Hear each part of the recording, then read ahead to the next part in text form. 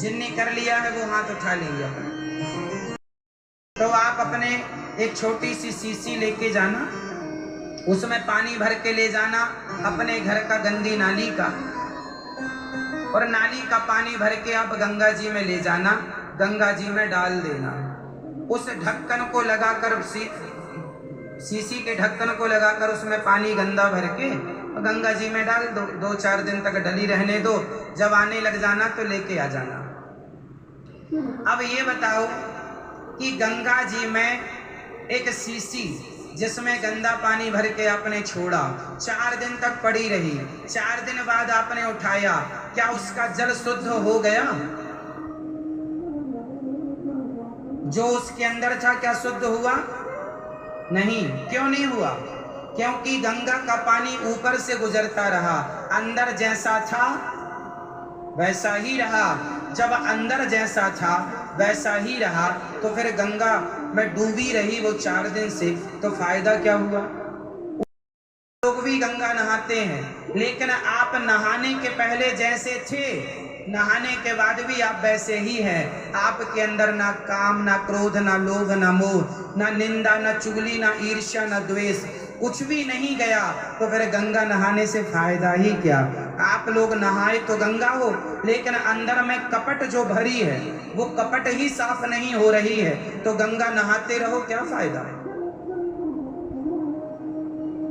गंगा नहाने से बुद्धि शुद्ध होती तो गंगा में मछुआरे होते हैं, मछली पकड़ने वाले, वो तो गंगा में ही मछली पकड़ते हैं, उनकी बुद्धि क्यों नहीं शुद्ध हो गई कि हत्या नहीं करनी चाहिए?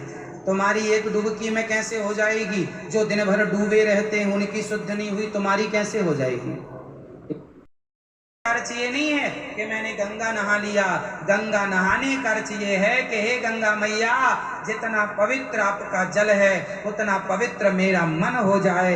आप कोशिश करें अपने मन को शुद्ध करने की, तब गंगा नहाने का फायदा है। वरना फॉर्मेलिटी सब करके आते हैं, उनने नहाया हम भी नहा लेते हैं, किराया खर्चा व्यर्थ चला जाता है आप लोगों का। आप भारत में सनातन जो धर्म है ना, आजकल वो फॉर्मेलिटी पर टिका हुआ है, औपचारिकता। सब कर रहे हैं हम भी करेंगे। कौआ कान ले गया तो कौए के पीछे दौड़ेंगे, कान देखेंगे नहीं कि है कि नहीं। मतलब समझ नहीं है, करना है मतलब करना। अरे मन की शुद्धि ही आप घर में बैठकर अपने मन को शुद्ध कर लीजिए। जिस दिन मन शुद्ध हो जाएगा उस दिन गंगा मैया आपके घर में प्रकट हो जाएंगी आपको स्नान कराने के लिए। आपको कहीं जाने की जरूरत नहीं पड़ेगी। इसलिए मन निर्मल हो वो अच्छा। निर्मल कैसे होगा? कपट नहीं। आप लोगों में कितनों के अंदर कपट है? अच्छा बताओ, किसके अंदर कपट है? आपको लेने की भी इच्छा है, हाँ या ना? आजकल जो हम शादी विवाह में व्यवहार करते हैं वो व्यवहार हम करते तो हैं, हम कन्यादान में देते हैं दान, लेकिन वापस लेने की पूरी इच्छा होती है, हाँ या ना? वो होता है सकाम, वो भक्ति होती है सकाम, वो दान होता है सकाम। सकाम जैसे आपने 11 ब्राह्मणों को घर में भोजन के लिए बुलाया और ब्राह्मणों को बुला के भोजन कराया और ब्राह्मणों से कहा, हे ब्राह्मण देवता, हमारी बहू को ऐसा आशीर्वाद दो बेटा हो जाए। तो आपने भोजन तो कराया लेकिन आपने मांग लिया, वो भक्ति हो गई सकाम। समझिएगा, वो भक्ति क्या हो गई? जोर से, सकाम। आपने कुछ भी किया, आपने आपने भागवत की कथा सुनी और बोल दिया कि हे भगवान हमें भागवत जी से ये प्राप्त हो जाए, ये हो गया सकाम। अब सकाम आपने जो मांगा है वो तो मिलेगा, भगवान सब कुछ देते हैं, भगवान सब कुछ देते हैं। आपने मांगा है मिलेगा, आप जो मांग रहे हैं वो भी मिलेगा और आपको मरने के बाद स्वर्ग भी मिलेगा। ये स्वर्ग वाली लाइन है। अब चलते हैं बैकुंठ कौन जाएगा? जो भक्त भगवान के मंदिर जाए लेकिन भगवान से कुछ ना मांगे, केवल भगवान का दर्शन प्राप्त करने के लिए जाए, भगवान के लिए रोए, भगवान से ही प्यार करे। तुमने बहुत दे दिया है विधाता, हे मेरे श्याम सुंदर, क्या कमी है? आपने बहुत दिया है, बस अब अपने चरणों को मेरे माथे पर रख दीजिए, अपने चरणों की धूल मुझे दीजिए, मुझे अपनी भक्ति दीजिए, बस ये चाहता हूँ या चाहती हूँ।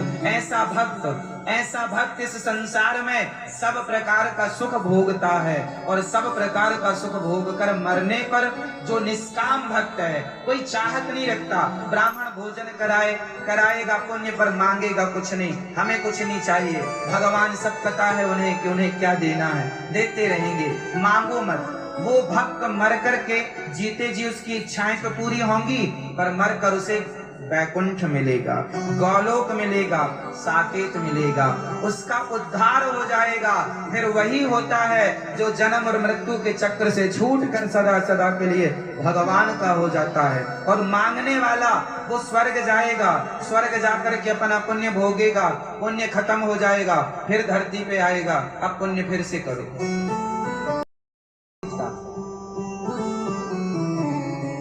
तो समझ में आ गई दोनों बातें। इसलिए संत जन गुरुजन कहते हैं भगवान की भक्ति निष्काम हो। हाँ या ना? शुक्रवार के व्रत में क्या नहीं खाते मैया बताओ?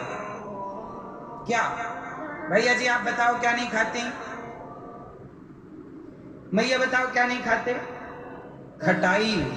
बताओ खट्टा किसे कहते हैं? बताओ खट्टा किसे कहते हैं? इमली, नींबू, आम, दही, छाछ इत्यादि ये खट्टा होता है। बताओ सबसे खट्टा क्या होता है? इमली। आप लोग इमली तक ही पहुंच पाए हैं, यहां से आगे आप गए ही नहीं। आज हम आपको यहां से आगे लेकर चलेंगे। जो इमली होती है, जो नींबू होता है, यदि आप दूध में इमली डाल दें या नींबू निचोड़ दें तो इमली की खटाई और नींबू की खटाई केवल दूध को फाड़ती है। इमली के पास दूध को फाड़ने से ज्यादा ताकत नहीं है। इमली की खटाई हो या नींबू की हो या दही की हो, वो सारी खटाइयां केवल दूध को फाड़ती हैं। लेकिन एक खटाई ऐसी है जो भाई भाई के रिश्ते को फाड़ देती है, पति पत्नी के रिश्ते को फाड़ देती है। उस खटाई का नाम है कपट। जलु पय सरिस बिकाय, देखहु प्रीत की रीत भली, बेलग हों ही रस जाय, कपट खटाई परत पुनी।